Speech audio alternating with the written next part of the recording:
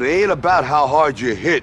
It's about how hard you can get hit and keep moving forward. How much you can take and keep moving forward. That's how winning is done.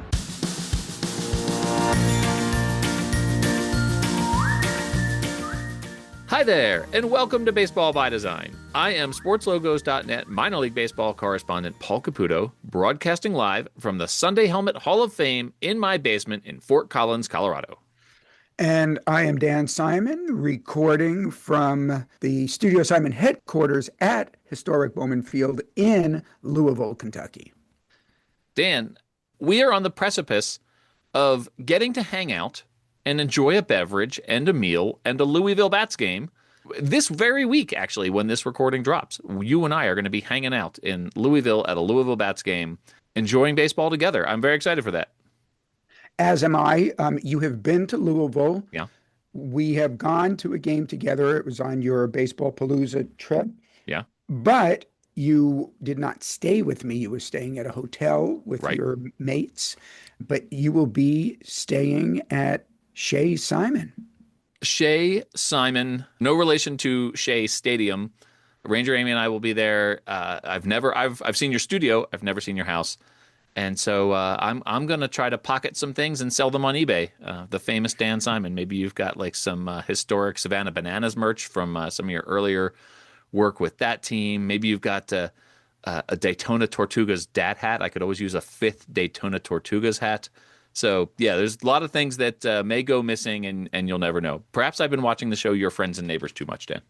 Well, actually, all that stuff, all the kind of stuff you just mentioned is all in my office. Very little of that is at my house. I should have stolen it from Studio Simon when I had the chance. So, yes, you. Dan, today we're talking about the Reading Fightin Phils. You're the keeper of the spreadsheet, Dan. Every once in a while, when I list the number of teams that are named for their parent clubs, people will say, like, what about the Flying Tigers? What about the Fightin Phils? I don't count them as being named for their parent club if it's not exactly the same name. So the Fightin Phils, it's got Phils in the nickname. Fightin Phils is a nickname for the Philadelphia Phillies. I don't count this team as being named for their parent club. What do you think? I agree with that. Even though it does have the parent club name in it, they made an effort, and a pretty good one, to differentiate in a manner. And you also mentioned the Flying Tigers. Good enough for me. And it's actually kind of clever. So be interesting if we did a little exercise and try to think about how other teams currently with their parent club names could keep the parent club names but individualize it in the way that those two examples did. Branding wise, what's the first thing you think of when you think of the Reading Fightin Phils? I think of the ostrich. The ostrich. Okay. Yeah, but I actually think that Brandios did a nice job with everything they've done for them. They've done a bunch of things for them, and part of that will be discussed in our upcoming Stumper. Oh, okay. Well, because we are talking about the Reading Fightin Phils brand identity, so right, and that, of course, it has multiple elements. This team must be one that's fairly close to your heart. An affiliate of your favorite major league team, and also in Pennsylvania. I don't know, how far is Reading from Philadelphia? It's not that far. It's roughly an hour from my parents' place in Wayne, Pennsylvania. So it's not terribly difficult to get to Reading. In fact, my whole family did go to a Reading Fightin Phils game. You'll hear me talk about that in the interview with Jake Starr that's coming up shortly, or just after you and I finish our intro here. And very famously, you know, you've heard the story of my mother bringing celery into a Wilmington Blue Rocks game. Yes.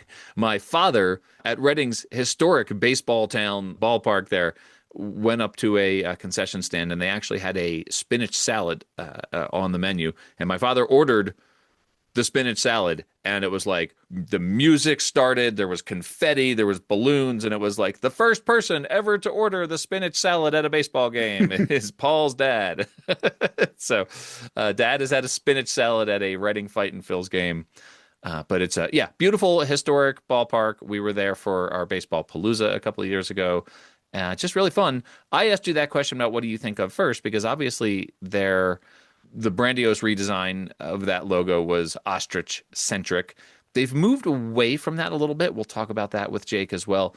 But for me, growing up with that team and with the team having such a long history with the Phillies, I think still of that railroad identity, the train coming over the Phillies-esque R, and obviously Reading Railroad being associated with Monopoly. It's just that old train brand. One of my favorite T-shirts is one I picked up at Baseball Palooza with that old train brand. But they've got a lot going on branding wise. Jake and I are going to get into that. Dan, I wanted to share a letter. As you know, we invite listeners to write into the show, and I love to share the thoughts from those listeners. In a recent identity, we talked about non-baseball movies and what might be a good alternate identity or an identity for a team from a non-baseball movie. And Alex Lohman wrote, and he just had a suggestion and then followed up on that suggestion by noting that it actually happened. He said, "Hi, Paul.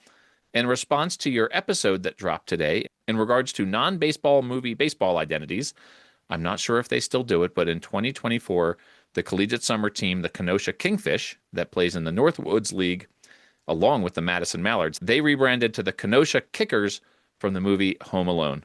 So yeah, they did do that in 2024. That was it was a reference to John Candy's like polka band from the movie Home Alone. And I'm pretty sure that they're still doing it. It's a fun identity, features an accordion. So Alex Lohman writing in with that note. Hey, if you want to send a letter, my email is pauljcaputo@gmail.com, or find me on the socials. Instagram, Threads, Blue Sky. Find me on all those things. Send me a note. When you mentioned Kenosha, that brought to mind something that I thought about years ago, before there was ever a baseball team. I shouldn't say ever, before there was the current baseball team in Kenosha, the Kingfish, as you mentioned. I always wanted somebody to bring a baseball team there, and I wanted to create the identity, which I wanted to name the Kenosha Pickles. Why Get is it? that? No, I don't. Oh, like a kosher pickle, like a Yes. Kenosha.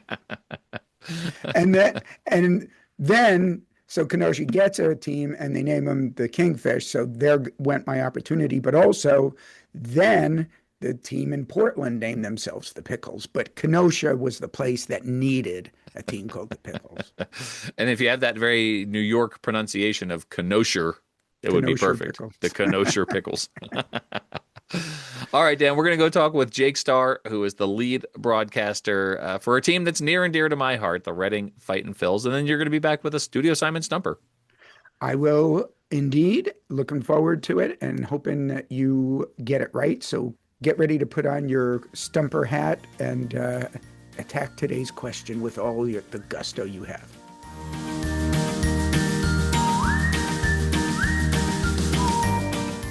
All right, everyone, welcome to the podcast. Jake Starr, who is the Director of Media Relations for the Reading Fightin Phils. Jake, good morning. How you doing? Well, good, Paul. Appreciate you having me on, and happy to chat about the Fightin Phils today. The Fightin Phils are the Double-A affiliate of the Philadelphia Phillies. My Philadelphia Phillies, I should say, play in Reading, Pennsylvania. It's been the site of a baseball palooza. I've been to a handful of games there myself. I am holding up right now my giveaway Darren Ruff Fightin Phils commemorative baseball bat. This is a legit giveaway for a minor league baseball team, too. This baseball bat is, probably 2.5 feet long. Like, it's not just a little mini bat. It's not a full-size baseball bat, but it's closer to full-size than it is mini. Anyhow, clearly I'm excited to talk about this team. Jake, I'm going to start at 30,000 feet like I always do. Why is a minor league baseball team in Reading, Pennsylvania called the Fightin Phils?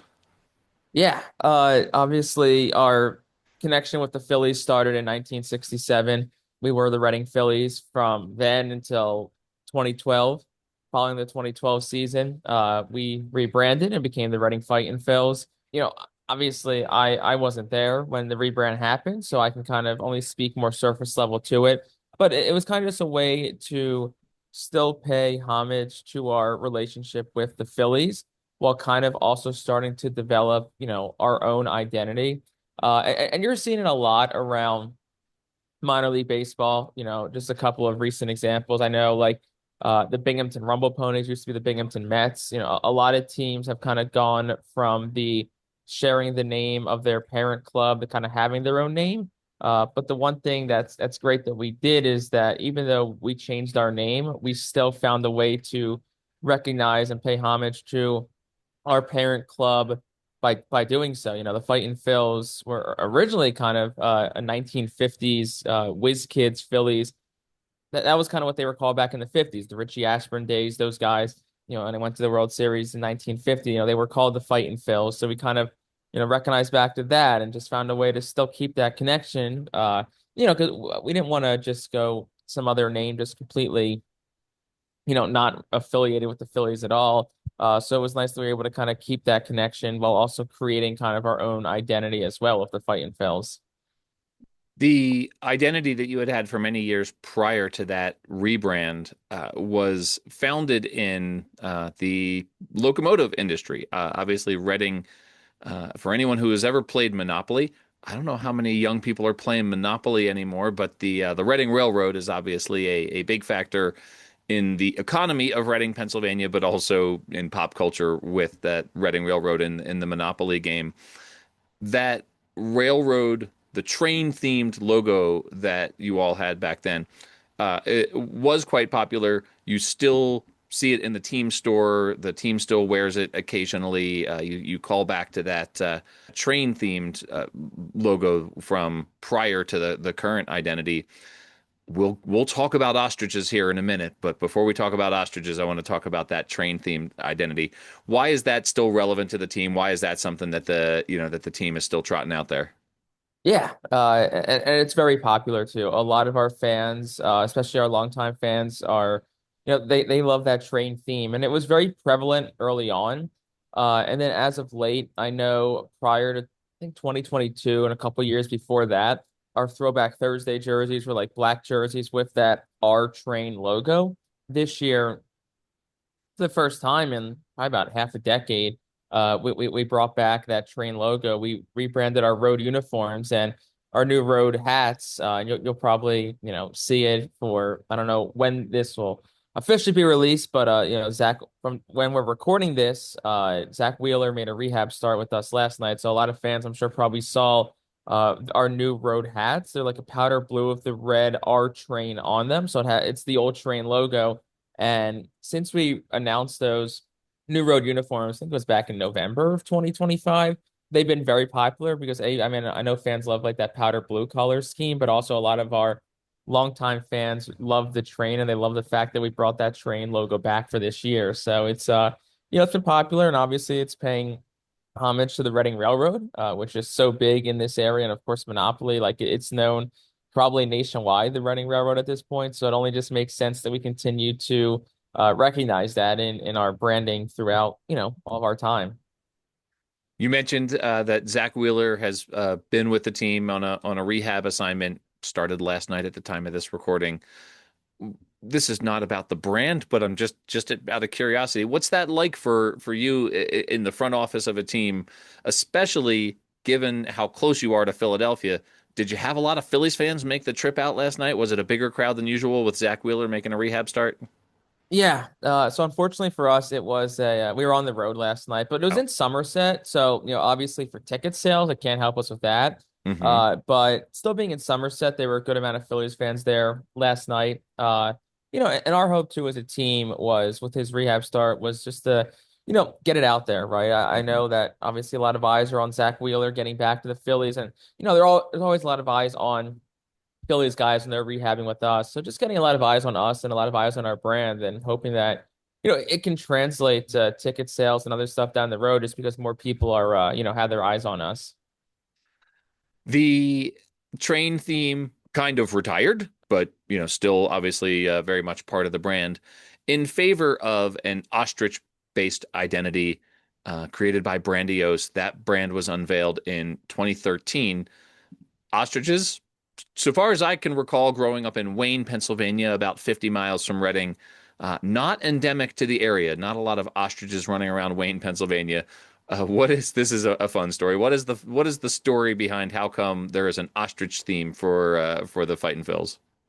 Yeah, a lot of it I think comes back to the crazy hot dog vendor, which was founded, I think this year's 25 years Wow. since they started it. Credit to our former graphic designer here with the Fightin' Phils, Matt Jackson, who is, quote unquote, the best friend of the crazy hot dog vendor. Kind of similar to how like Tom Burgoyne is the best friend of the Philly fanatic, in that sense. Hmm. So yeah, he created that character back in around 2001. Okay. And basically, it's the crazy hot dog vendor rides his ostrich, Rodrigo, and every game in the middle of the second inning goes around and throws out hot dogs to the fans. I believe at times there was a live ostrich at the stadium before. So just that kind of got the whole ostrich part started with the Fightin' Phils. So when the rebrand started, it was very ostrich themed early on. And we've kind of drifted away from the ostrich logo. It's still like our primary logo, like that F fist. It's still supposed to be like the fist of the ostrich. So we still have like touches of the ostrich in it, but it's not as prevalent as it was back in like 2013, 14, 15 when the rebrand of the Fightin' Phils first kind of came out. I'm pretty sure I'd have to go back and check the dates on my photos here, but I'm pretty sure that the first game I went to where I got that Darren Ruff baseball bat giveaway, I think that was in 2014, and there were ostriches by the front gate. They had ostriches in cages by the front gate. But yeah, that primary logo as it's identified, on the Sports Logos website anyway, the date that we have for that, the primary logo switching away from the ostrich more towards the F fist. It's the letter F with sort of some feathering on it, and the cross stroke of the letter F is a punching fist. That became the primary identity in 2017, according to sportslogos.net. So you would know better than I would, but yeah, that all tracks with the dates that we have on the website here. Okay, this is I don't know. I think the whole reputation of Phillies fans, being overly tough, or you take your life into your hands if you're rooting for the other team if you go to a Phillies game. I think that's pretty overblown. I think that is kind of a media creation, and is something that Phillies fans might be kind of embrace because they like the reputation. But I don't think there's a lot of fact to it. I think there's a lot worse stuff that happens at other stadiums when you visit as a visiting fan. But given the reputation that Phillies fans have out there as being sort of rough and tumble, the punching fist as the identity for a minor league baseball team, is that something you have to be careful about, or is it something that Phillies fans kind of embrace because it plays into that reputation? For a rough and tumble fan base, having a literal fighting punching fist as a logo, how does that work for you all? Yeah. Luckily and truthfully, like we really haven't run into any issues with it. Yeah. I don't think we've ever, on the PR media relations side of things, you're obviously very keen to all that and what people are talking about. And luckily, at least in my time, it hasn't really, hasn't really been much of an issue. And I think that's the fun thing about minor league baseball too.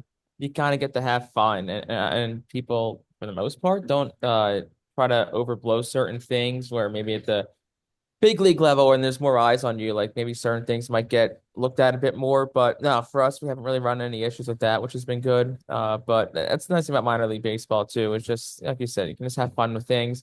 And don't really have to, obviously, like you don't want to ever go too far with something, but for the most part, no, like it's been totally, totally fine with us. The whole fist and the fighting part of it, yeah. So there's no way to possibly get into every single alternate identity that you guys have done. You keep me busy writing for sportslogos.net about all the alternate identities that you have.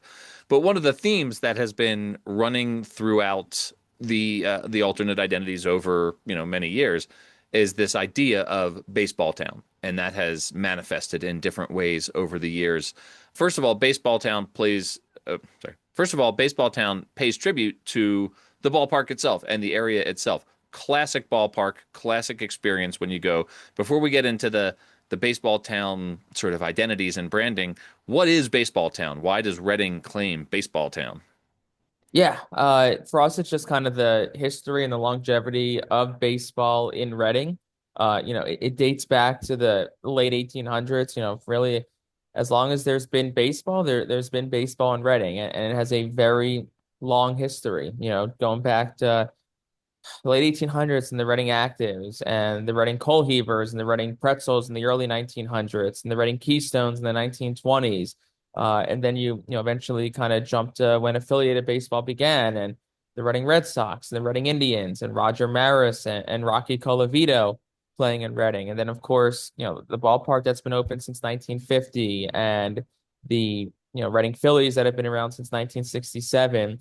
And you just look at all the names that have played for Reading teams or that have just come through. I believe the number is it's about 13% of all Major League Baseball Hall of Famers, players or coaches have appeared in at least one game in Reading at some point in their career, whether it be a rehab or on their way to the big leagues. So just kind of that longevity of baseball in Reading, we kind of just felt it was appropriate to coin our community as Baseball Town. The current baseball town identity that was unveiled in December of 2025 has like the powder blue. It says baseball town in a baseball script, across the front, and it's got on the cap. It's the powder blue crown with the red brim, and then it's got a baseball and it says town in a script there. So a very classic feeling baseball identity, a bit of a different approach than a lot of your alternate identities that you've done. So I love the baseball town identity. I want to get into some of these alternates though before I let you go here. The most recent one that I covered, and look, this hobby of mine, this podcast, writing about sports logos for sportslogos.net, it gets expensive because I will find these brands that I absolutely love and I have to have them. And I really try to limit myself to how many things I buy when I cover these teams. Because, in February and March, I was writing literally an article a day about minor league baseball rebrands, and every single one of them, I'm like, I should get that hat. I should get that shirt. The Reading iced coffees. When I first saw it, I was just like, gosh, there's a lot of, breakfast things in Reading that you could have done, like the iced coffees. Like, I was okay on it. And then I saw the detail. I had to buy the shirt. I bought the shirt. I have it now. The iced coffee character is spiking his bat like Rhys Hoskins did in the 2022 playoffs against the Atlanta Braves after breaking out of a slump and hitting a 3-run home run. I think it was game 3 of the NLDS. Just an absolute classic moment in Phillies fandom. You guys didn't say that much about it, right? You just put it out there and then people picked up on it. That detail is awesome. Tell me how it's been received there. It must be a huge run on that gear because of that detail. Oh yeah, it's been huge. And even like the run kind of picked up before the detail was even kind of discovered by fans. I mean, we kind of put out a subtle post about it like a day after the announcement. Yeah. But no, we expected iced coffees was going to do well. I don't think we could have predicted how well it was going to do. I mean, like it shattered records for any identity we've ever put out, whether it's a one game alternate identity like this, or if it's a weekly rebrand. Like I know the Reading hot dogs is kind of the big one. Hmm. It shattered that one. And we tried to over the years do breakfast themed identities for our morning game, like we did the Reading cream chip beef back in 2024, because that's a very popular dish in Berks County. We did the Reading flapjacks last year, another just very popular breakfast dish. But we kind of figured, okay, we've done food. Let's go to drinks. And iced coffee is obviously like very popular, especially amongst like the younger generation. And it was just received like so well. Like non-baseball fans wanted it. Nationally, it was picked up almost everywhere on social media. Sports Center, ESPN was picking it up. Like it was really cool to kind of see the reception and the orders and the sales. Like they kind of just followed suit. Like it shattered records. I think as the last I checked, I think we have sold it in every state except for the Dakotas, which is kind of weird about like those are the only two that haven't bought it yet. Yeah. But yeah, just like nationwide, it's resonating because like it's not. That's the cool thing about these alternate identities too, is like they're they don't like specific like I know like it's a team that has them, but it's not like specifically tied to a team. So like if you're a Braves fan, you can wear a Reading Ice coffee shirt and no one's going to say to you, why are you wearing Phillies gear? No, they're just going to say, oh, that's a really cool shirt, right? So like obviously a Mets fan's never going to wear a Fightin Phils shirt, but they might wear a Reading Iced Coffee shirt. So that's the cool thing about those alternate identities, that you're kind of expanding, who can get the gear. And obviously it's certainly played with the demographics everywhere. You are preaching to the choir here. I've said this on the podcast before. I lived in Richmond, Virginia for 10 years back when they were the Richmond Braves before the Flying Squirrels days. And I could never buy any gear from the local team. The giveaways, I'm not going to wear Braves stuff. I'm a Phillies fan. So it's, absolutely having, and this is something, we do our baseball palooza trip every year. Having gear available to teams who are not a fan of the parent club is, obviously something that minor league teams have figured out and are doing really, really well these days. You mentioned a couple of the alternate identities that I was going to ask you about. Obviously, the creamed chip beef was a funny one. A lot of different ways of pronouncing that. Cream chipped beef is what you all went with. There's creamed chip beef. There's creamed chipped beef. I don't know. I'm not sure if all of those are legit or not, but you had to settle on one. So I'm sure that was a lot of internal front office discussions there.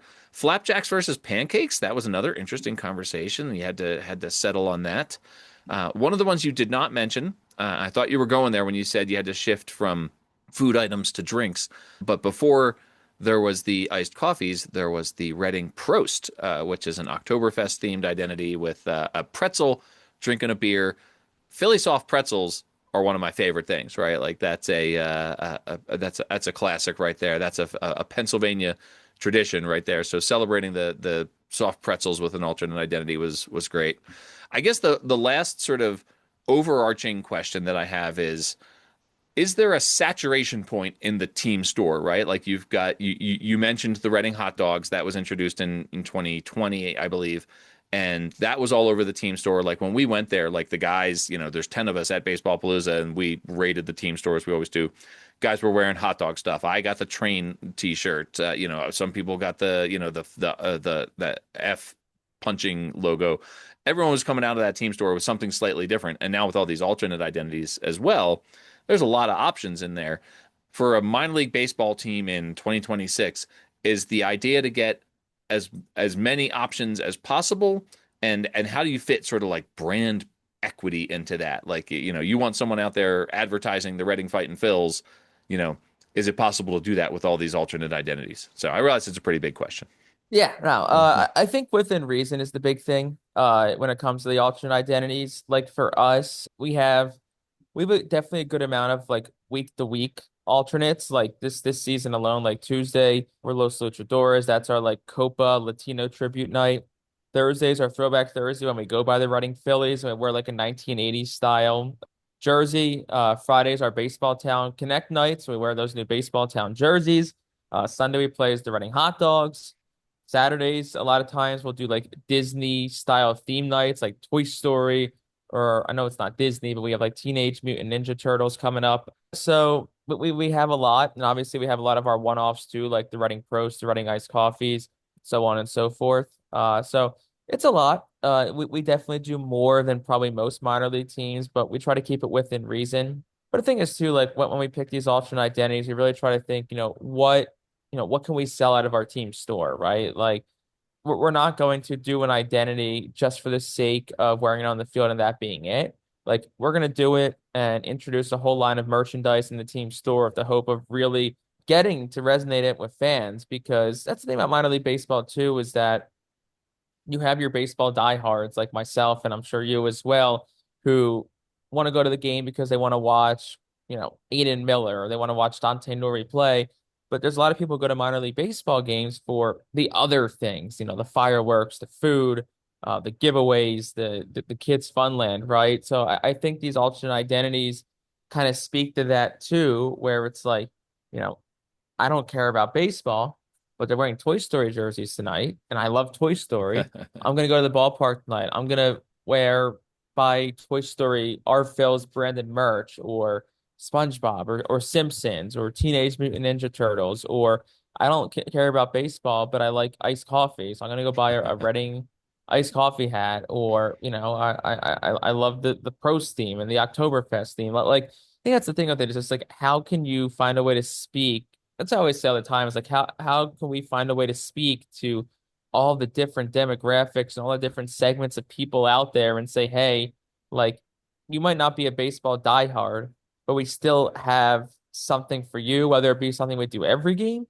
or something we just do once or twice a season too. So I think that's kind of the key when it comes to those alternate identities and how do you kind of balance out oversaturation versus making sure that we still do enough. I lied to you, Jake. I said it was my last question, but there's one more very important question I need to ask here, which is you all have played in the past as the Reading Whoopies, and then those Weasels from Portland, Maine. Obviously, they adopted a whoopie pie themed identity. Your Eastern League rivals, the Portland Sea Dogs, Reading, Pennsylvania, or Portland, Maine. Who has claim to the whoopie pie? That's a good question, and it's been a back and forth battle. And I mean, I will say like I love that Portland franchise. I mean, it's definitely one of my favorite Eastern League towns to go to. I know that they've kind of ran with it more recently than we have. I would love to bring it back, and maybe eventually something's in the cards to do a whoopie pie battle. Whether when Portland comes to us or we go up to Portland, I think that would be really cool to do eventually. Settle it on the field. I love it. Jake, where can people go to find the Reading Fightin Phils online, on social media, and in particular that team store to pick up all this fun merch? Yeah, our website, really simple, rphils.com to get to our store, rphils.com/shop.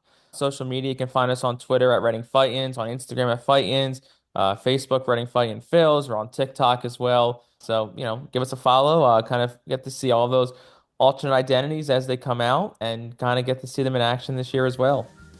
We will see you at the ballpark, Jake. Go Phils. Thank you so much. Yeah, absolutely, Paul. Thanks for having me on.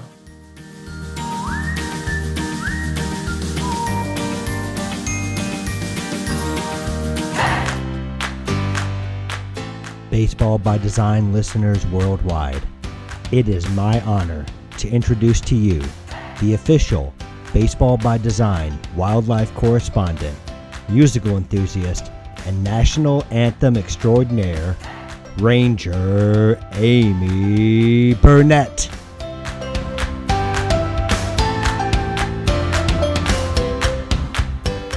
All right, everyone, welcome back. Welcome back to the podcast one, Ranger Amy Burnett. Hello. Baseball by Design wildlife correspondent.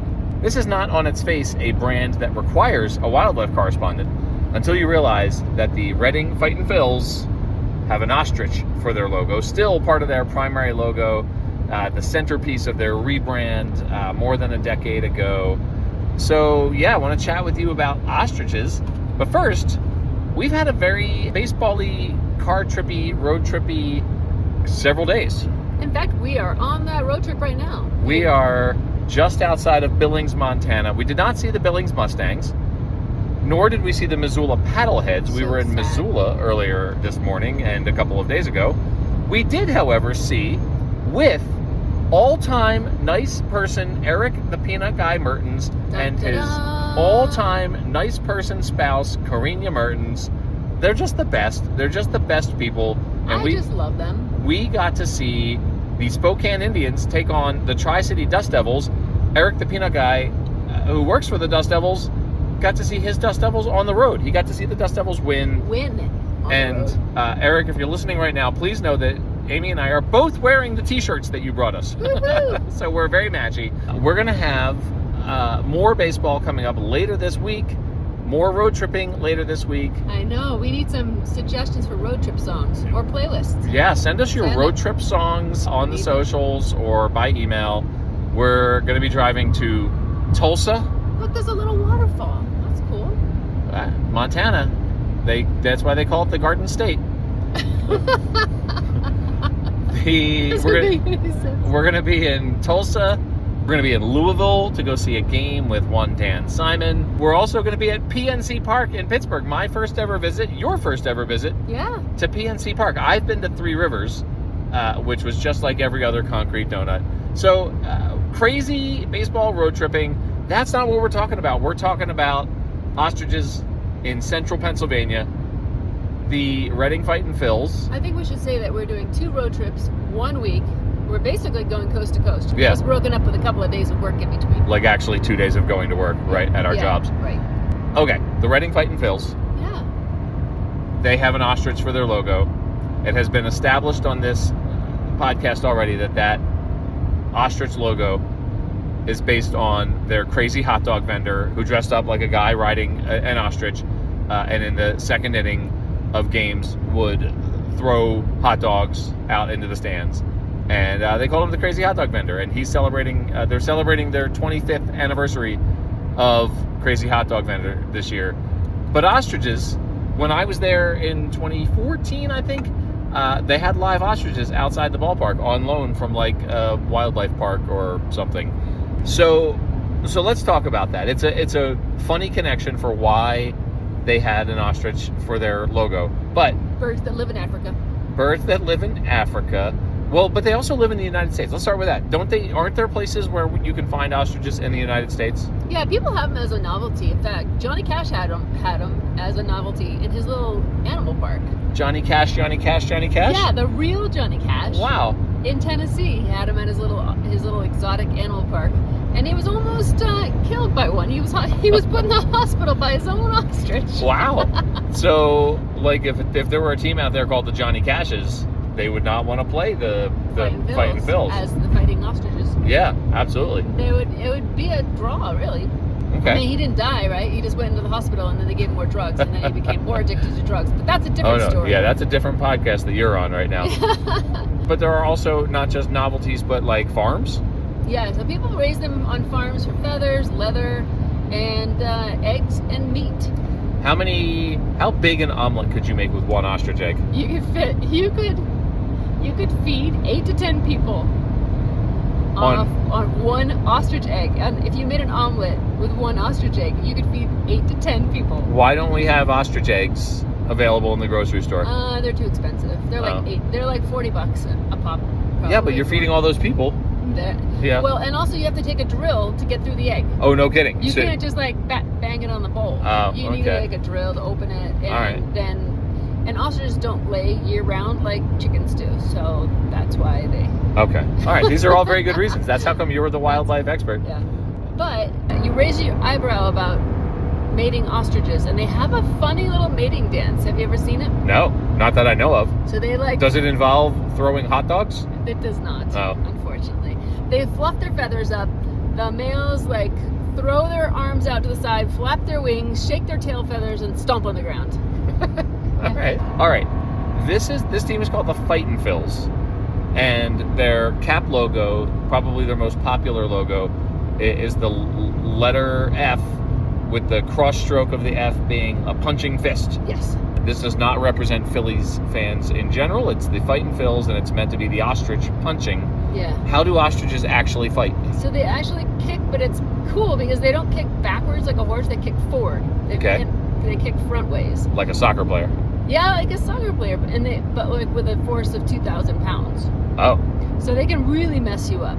Okay. Like they compare it to the same strength as a horse. Oh. A horse kick. Yeah. So between 500, I think Johnny Cash got the 500. Like I think the ostrich is like, okay, I know that you're my owner, so I'm just gonna be easy on you. But all right. It still broke 5 ribs and like gave him a punt. And they have these long claws, and it like dug into his stomach. It ripped his stomach open. It feels a little bit like that scene from the beginning of Jurassic Park. Yeah.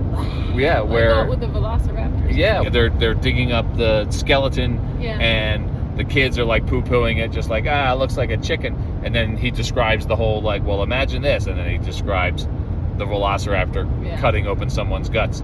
He's just describing an ostrich. Yeah. You know, they're really prehistoric looking. They're 9 feet tall. Like, you don't think about ostriches as that big as you see them on, like, cartoon shows and things like that. Yeah. You think that they're kind of just medium sized. But the males are 9 feet tall and weigh between 200 and 300 pounds. Wow. Like, they can run 35 to 45 miles an hour. I mean, they can, faster than faster than our Olympics runners. Well, the kicking is not going to be much good for them on a baseball field. But the running sure might. The running, they could be a pinch runner and a center fielder. Yeah. All right. They see well in the dark. Their eyes are bigger than their brains, you know. Now, that's the only disadvantage, though, because like hopefully baseball players' brains are bigger than their eyes. And they have lights, so they don't need big eyes to see in the dark. Okay. All right. What's this business? I'm concerned that an ostrich as a baseball player would come up to bat and then just like bury his head in the batter's box. Oh, have you ever heard about that? The bury the head in the sand? Do you want to know where that came from? Yeah, do they actually do that? They don't. Oh. I know, it's disappointing. You know, you'd think that it would be something like, well, maybe that keeps them cooler. They come from Africa. No, right. They don't bury their head in the sand at all. Actually, people just thought they did because they were looking from a distance, and they put their head low to the ground while they're tending to their eggs and turning them over. Isn't that cute? Oh, they were tending to their eggs. Tending to their eggs. Okay. And turning them over. Right. Sometimes, if they're trying to escape a predator, they'll lay flat on the ground. Okay. Stretch their legs out, their necks out, and it looks like they're burying their head, but they don't actually ever bury their head in the sand. That's disappointing. I know. I'm so sad about that. But well. All right. What about It's just a myth. What about wings? Why do they have wings? So the wings are for obviously they can use them to impress the females. You Okay. know, like they can just flap them like we were talking about. Yeah. So, but the cool thing that I learned about what the wings are for is they actually use them as a rudder. So like they're going like 35, 45 miles an hour, and they have to turn, right? Yeah. So you can think of like the road runner, you know, like trying to like. Whoa. And he's trying to turn himself, but the ostrich actually uses their wings. They kind of like take the wings and use the wings as a rudder to turn while they're running so fast. So they're the fastest land bird. They're the fastest land bird. Now, they're absolutely going to be our pinch runner and our center fielder here. Super fast. But back to the wings. You asked about the wings. Yeah, why do they have wings? Flightless birds. So another thing they use their wings for is to fan themselves. So I have an idea for the team. Oh. Why don't you make fans that look like an ostrich wings that people can use to cool themselves off? Fightin Phils, are you listening? Because that's what ostriches do when it's really hot in Africa, is they use their wings to fan themselves in the heat. Wow. This is a brilliant idea. Kind of like merch idea. Ostrich wing giveaway day. Giveaway day, yeah. Well, it'll be like a day game in the summertime when everyone needs these fans. Okay. Fans that look like an ostrich wings, black and white, and they're just they're fun. You should work in a minor league baseball team's marketing department. Oh, all right. Well, I'm open to work. Well, Amy, thank you for helping to pass almost 12 minutes of this 14-hour road trip. 14-hour one direction, by the way. We drove out and then we drove back to Gonzaga University's graduation. Without listening to any One Direction songs. Mostly we argue about what songs we want to listen to because we have very different tastes in music. Yes, I have good taste, you have bad taste. Well, I have nerdy taste, you have bad taste. I'll agree to disagree on that one. Okay. Ranger Amy, you are on Threads and Instagram at The Real Ranger Amy. You're on Blue Sky at Ranger Amy. And people can find Ranger Amy on Facebook. Thanks so much. We'll see you next time. All right. Have a great. Let's continue this road trip. We're almost halfway home. We are more than halfway home. We're through Billings, on our way to Wyoming. We're going to be passing through Casper, home of the ghosts. Hey, if anybody listening goes through Regis, Montana, you have to get the best huckleberry shake in the world, and it really was. It's what the sign says, but it actually also is that. It's a very good huckleberry milkshake. I'm so glad that Paul didn't like it because I got the whole thing. I could have had 2 of them. Yeah, it was pretty good, but I had my 72-ounce soda that I was working on. Yeah, well, I'm glad that you didn't want my shake because it was all mine. It was delicious. And they had a real aquarium full of fish. Yeah, they had big trout. They had a trout aquarium. Yeah, and they had a burger, but they said it was going to take 20 minutes, and so I did not do the burger. But it wasn't an ostrich burger, so you didn't try it. No, that's right. I would have stuck around for an ostrich burger. And the reason that I'm saying burger is that it's actually like a red meat. It's a lean red meat. Look at this. It's one of the best red meats you can have. We've already signed off, and we're still learning things. I know. You have to cook it rare, though, or else it gets to be a tough old bird. Okay. Ranger Amy, we're going to have to turn here in about 400 miles, so we better get ready. All right, we better go now. Okay. Bye.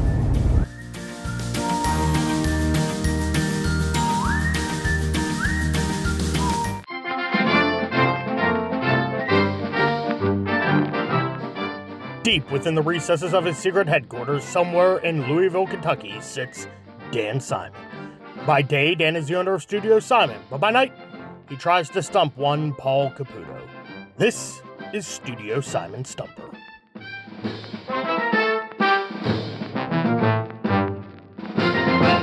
right, everyone, welcome back.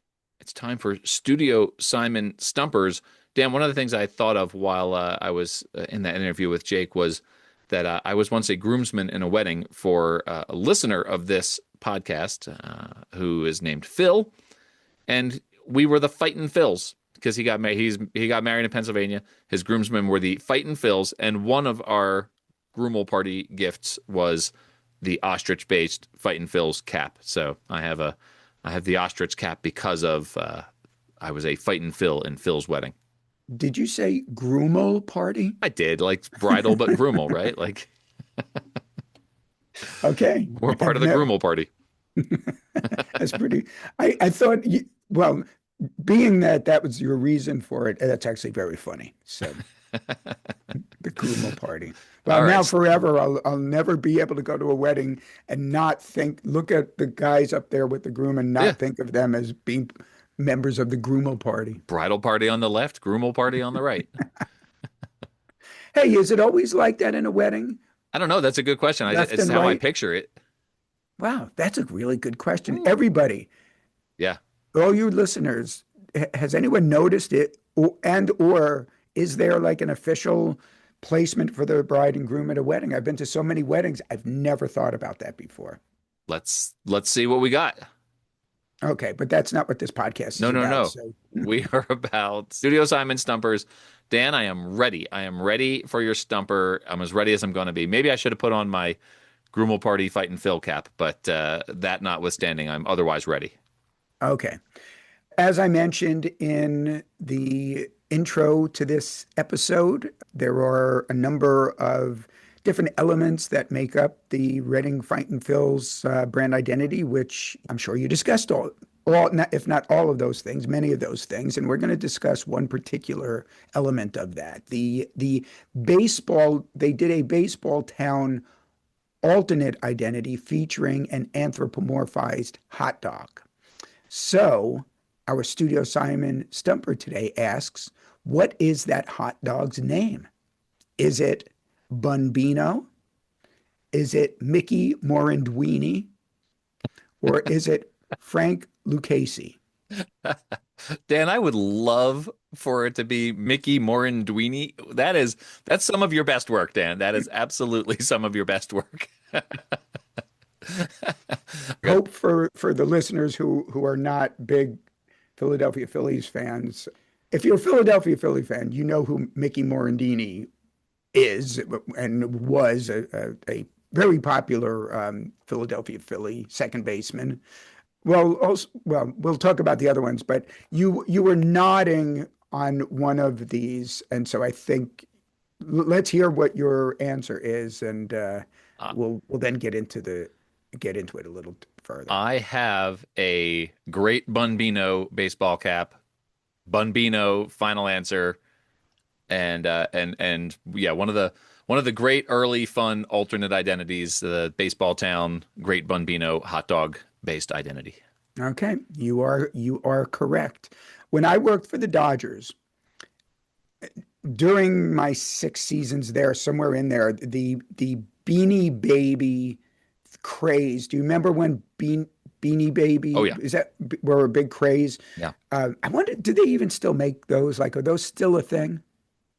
That's a great question. I don't know the answer to that question. I know that my sister had some. I mean, she wasn't like super into them, but she had a couple of them, and so but we, they got worn and loved and played with as God intended, rather than being kept in their plastic and saved for reselling. So, well, during that time, the Dodgers wanted to capitalize on that craze and did a Beanie Baby giveaway promo, and they, for whatever reason, decided to make it a bear. And I got to name that bear, and Yeah. I named it Bear Bino. So it's very good. and here we are with Bunbino. So Yes.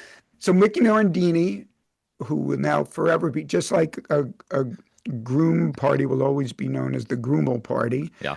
Mickey Morandini, I hope will always be known now, at least to you, as Mickey Morandwini.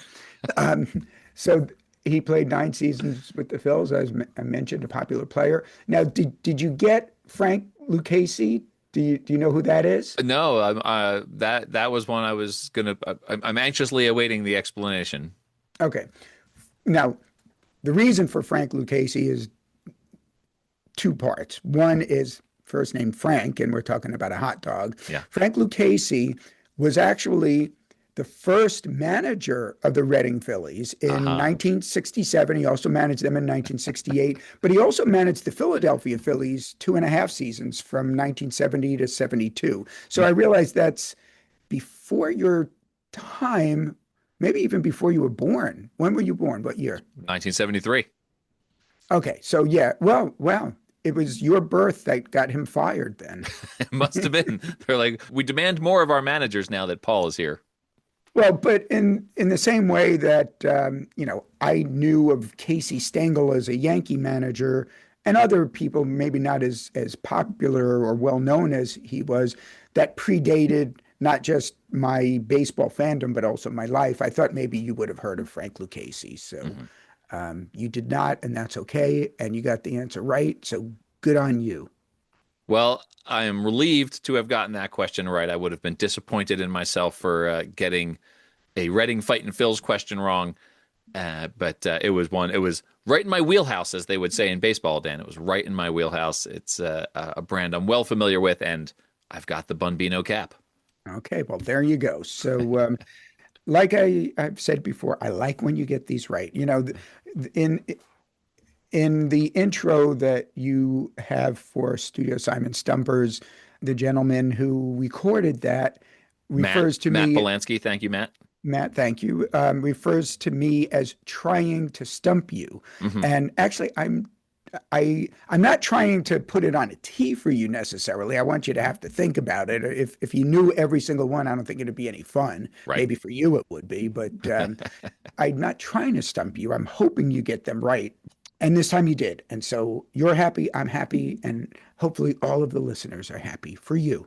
I will see Matt later on this week at a Phillies-Pirates game, Dan. The day after I see you in Louisville. What a week this is we have coming up. But yeah, do you want to quickly explain to your listeners why you were going to be in Louisville, why you're going to be going to a game with Matt? What's the purpose? I know the reason, but they don't. So why don't you pull back the curtain and let them. I've been babysitting my niece's car for the last 5 months because she's been studying abroad, and I am driving her car from Colorado to the Philadelphia area to drop it off so that she can have it for the summer because she's home from her study abroad. And stopping in cities and at ballparks along the way. Stopping in Tulsa, Louisville, and Pittsburgh. My first ever visit to PNC Park. We'll talk about that more in a future episode. In the meantime, Dan, thanks very much. Great to see you, and we'll see you next week. Oh, we'll see you in person this week. Yes, looking forward to our next Stumper and seeing you in person.